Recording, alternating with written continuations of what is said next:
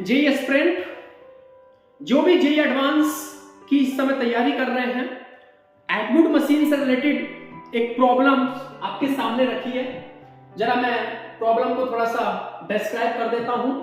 दो पुली हैं, एक पुली है P1, एक दूसरी पुली P2, जिससे दो मास स्ट्रिंग है। इससे एक मास अटैच्ड है M1 जो कि 2a एक्सेलरेशन से अपवर्ड जा रहा है, और एक मास दूसरी वाली पुली P2 जिससे एक मास कनेक्ट है M2 जो कि a एक्सेलरेशन से नीचे आ रहा है।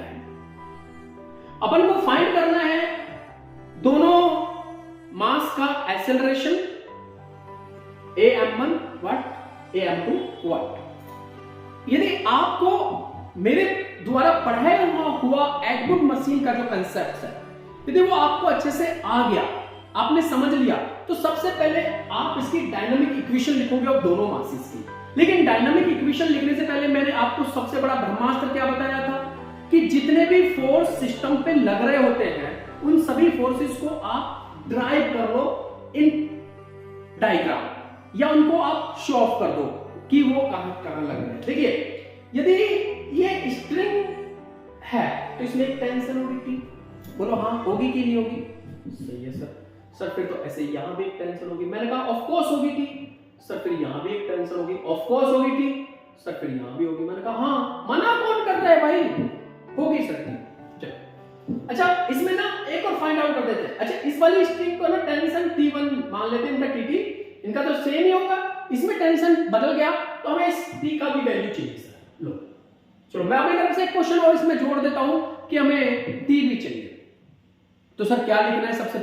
सबसे पहले dynamic equation of the masses लिखना है। बताओ कैसे लिखना है सर? ये T टेंशन है और 2a एक्सेलरेशन से ऊपर जा रहा है। हाँ, T माइनस, बोलो कैसे करोगे? M1G लिखोगे कि नहीं लिखोगे? Is equal to M multiplication of acceleration 2a, equation 1। अरे यार अभी तो सिखाया था। बिल्कुल सर जी। दूसरे में क्या करें? दूसरा सर क्या है? दूसरा भी आसान है। तो इसका वेट M2G नीचे की डाउनवर्ड डायरेक्शन में, M2G minus T1 equal to M2 multiplication of इसका एक्सेलरेशन। लेकिन ना चक्कर यहां पे ये है कि यहां पे ना दो पुली है, इस बार एक पुली नहीं है, दो पुली है। तो आपको एक्चुअल में ना मोशन इक्वेशन फॉर पुली भी लिखना पड़ेगा। क्या लिखना पड़ेगा? मोशन इक्वेशन फॉर पुली। जब तक आप इसको नहीं लिखेंगे तब तक आपकी प्रॉब्लम्स नहीं बन सकती। कैसे लिखेंगे सर? ऐसे मानो कि इस पुली का ना मास हम लोगों ने ना, ये क्वेश्चन में आपको दिया होगा, मास ऑफ पुली हम लोगों ने कितना मान लिया? MP मान लिया। मास ऑफ पुली MP बोल लो, थोड़ी देर के लिए क्या कर सकते इसको। तो सर कैसे बने? देखो यहाँ पे टेंशन T1 है, बोलो है कि नहीं है? T1 सर जी है। फिर आगे क्या करना है sir? T1 plus mass of pulley multiply of G acceleration. हाँ जी सर ठीक है। माइनस, अब इसमें भी T और इसमें भी T, मतलब 2T टेंशन को हटा दीजिए, minus of 2T is equal to mass of pulley multiply of A। ये एक्सेलरेशन से तो नीचे आ रहा है, कोई दिक्कत तो नहीं है। इक्वेशन नंबर 3, 3 इक्वेशन होगी।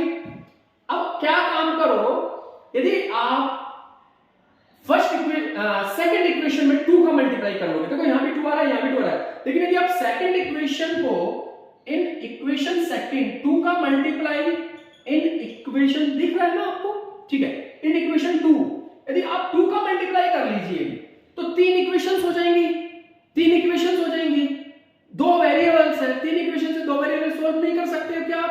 तो इसके आगे का मैथ बहुत आसान हो जाएगा। 3 इक्वेशन यहाँ पे 2 का मल्टीप्लाई कर लीजिए इस वाली इक्वेशन के साथ में, है ना, and find out the A and T। 3 equation से आप इजीली सॉल्व करके इस टाइप की प्रॉब्लम को आप सॉल्व कर सकते हो। तो प्यारे बच्चों, यदि अभी भी इसके आगे का सॉल्यूशन यदि आपसे ना आए तो आप मुझे कमेंट सेक्शन या फिर आप मुझे डायरेक्टली भी 8287890615 पर भी कॉल करके आप मेरे से इसके आगे का सॉल्यूशन पूछ सकते हो। तो यहां तक किसी तरीके की कोई प्रॉब्लम है तो मुझे बताइए। मैंने अपने लेक्चर्स में NLM फिजिक्स लेक्चर सीरीज जो मेरी फिजिक्स लेक्चर सीरीज, जो मेजर लेक्चर सीरीज है, उसमें हम लोगों ने अभी तक अमूमन पूरी फिजिक्स, जेई मेंस, एडवांस, पूरा मेडिकल सेक्शन, पूरा जेई डिवीजन और मेडिकल डिवीजन, हम दोनों को अलग अलग रखेंगे, जिससे कि मेडिकल स्टूडेंट्स और जेई स्टूडेंट, जो इंजीनियरिंग स्टूडेंट्स हैं, उनको इसका अलग अलग एडवांटेज मिल सके। तो चलिए इसके आगे का सॉल्यूशन आप बताइए और फटाफट से मुझे कमेंट सेक्शन में लिखिए।